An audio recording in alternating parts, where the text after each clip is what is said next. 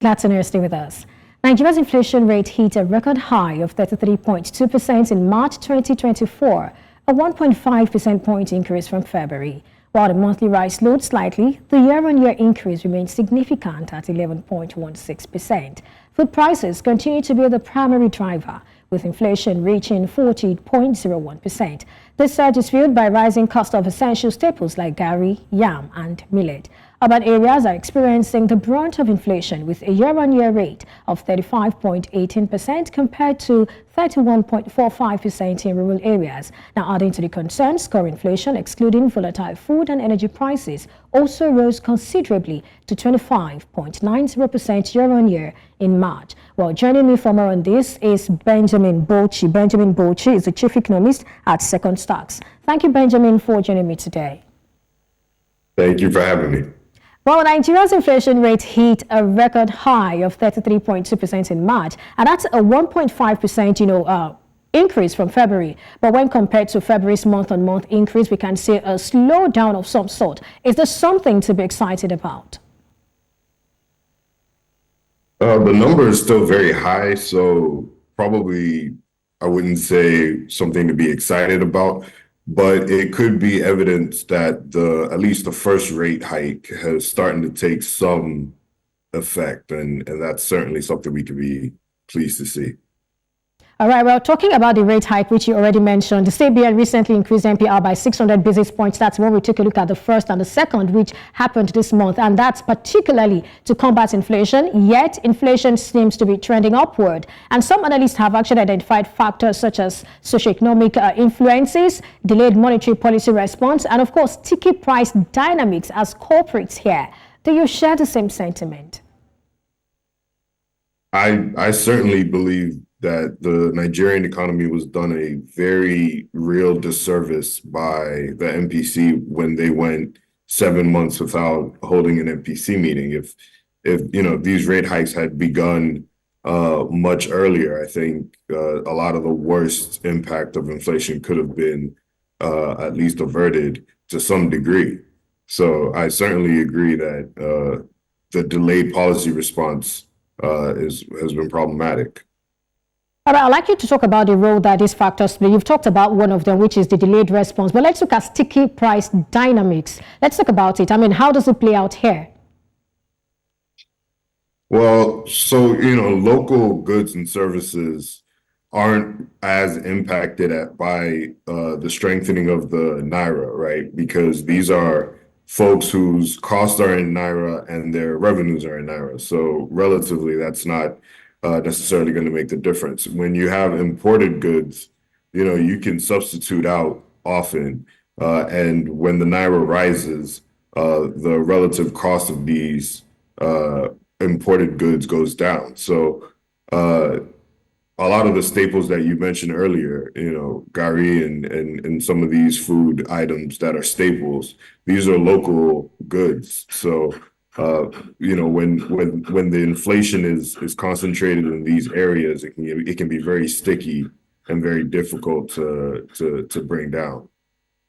All right, well, for many Nigerians, numbers may not necessarily mean so much. What they want is a decrease in the prices of food, commodities, and services. And we also know that recently, Naira was named the best performing currency in April, with Goldman Sachs expecting it to trade below 1,000 Naira. And we see that, this is probably not even translating to reduction in prices of food items. You've tried to explain that dynamics by saying, we have the Naira angle, and then we also have some imported goods and all of that. But talk to us. I mean, at what point should we begin to see the needed change that we want to see?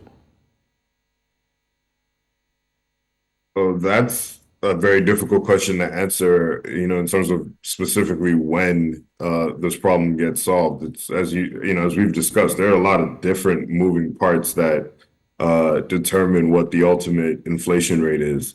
And even, the inflation rate for one person isn't necessarily the same for another person, depending on what that person's specific costs are. So it's tough to say exactly when, but, the answer are two things. It's monetary policy and it's fiscal policy. So, the longer the central bank maintains a really hawkish stance, the more likely you are to see inflation come down, even though. Benjamin, I do not think I'd like you to continue because, I mean, this is a conversation I've had with a lot of persons and they do not want to hear another rate hike. For them, this is going to be catastrophic for the economy. Even the person I just spoke to minutes ago also said something about, when I asked him about the CBN probably increasing the rates, and now you're talking about the CBN continuing on this trajectory. I'd like you to please explain that.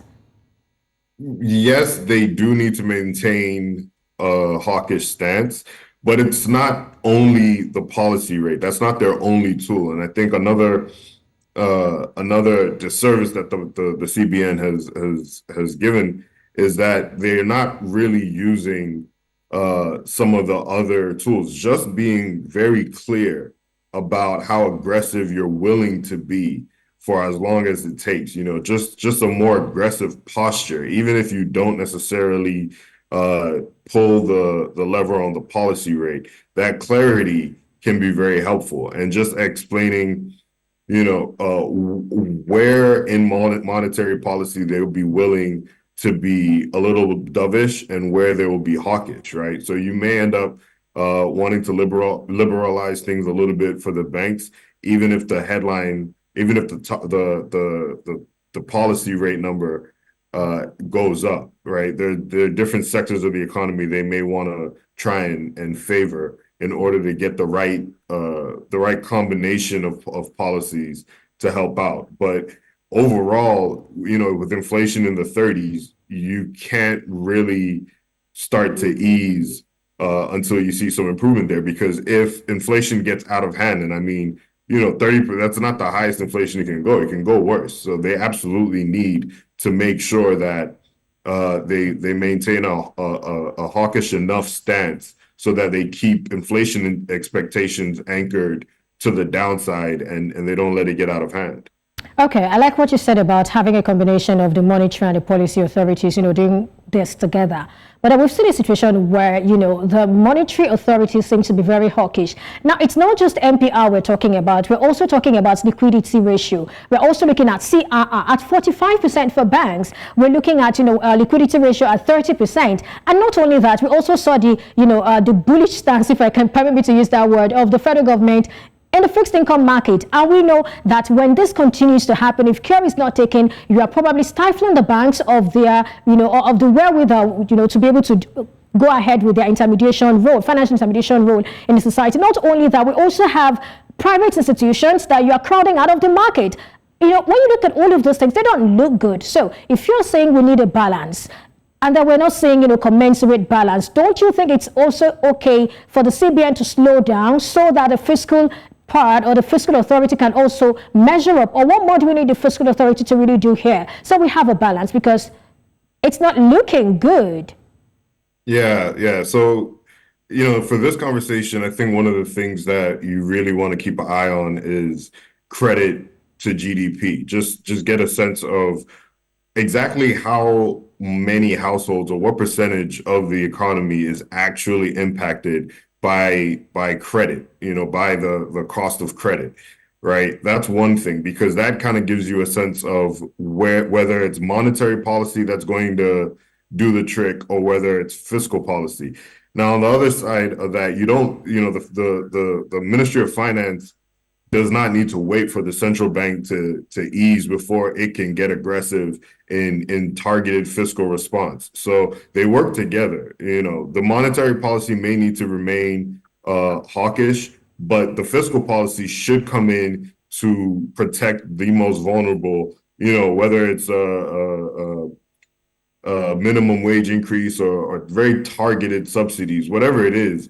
On the fiscal policy side, they can do quite a bit to alleviate the worst impact of the cost of living on cost of living, so they just need to work together, and they can get it right over the medium term to the long term. All right, so we hear that FCCPC, led to the federal government, really is planning to monitor prices of goods in the Nigerian market, and then we tie that to some of the things that have been established, factors that have been established as the cause of this inflation: food prices, road transportation, actual and imputed rentals for housing, consultation fees for doctors, pharmaceutical products and all of that. So do you think that measure is going to work? And what more should the federal government do to tackle some of these other things that I have highlighted rather?